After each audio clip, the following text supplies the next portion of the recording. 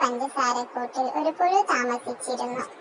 പുഴു എപ്പോഴും പഞ്ചസാര കഴിച്ച് സന്തോഷത്തോടെ താമസിക്കുകയായിരുന്നു. എന്നാൽ ഒരു ദിവസം പഞ്ചസാര തീർന്നു പോയി. പുഴു ദുഃഖിതയായി. ഇനി ഞാൻ എന്ത് ചെയ്യും എന്ന് ചിന്തിച്ചു. പുഴു പലയിടത്തും പോയി തേടി. പക്ഷേ മറ്റേതും തനിക്ക് ഇഷ്ടമായില്ല. അപ്പോൾ അടുത്ത കൃഷിഭൂമിയിൽ താമസിച്ചിരുന്ന ഒരു തേൻചിമ്മി പറഞ്ഞു, എന്റെ കൂടെ വരൂ, ഇവിടെ സന്തോഷം നേടാം. എല്ലായ്പ്പോഴും പഞ്ചസാര മാത്രമല്ല, പുതിയ വിഭവങ്ങളും പരീക്ഷിക്കണം. പുഴു തേൻചിമ്മിയോടൊപ്പം പോയപ്പോൾ പുതിയ രുചികളും സന്തോഷവും കണ്ടെത്തി.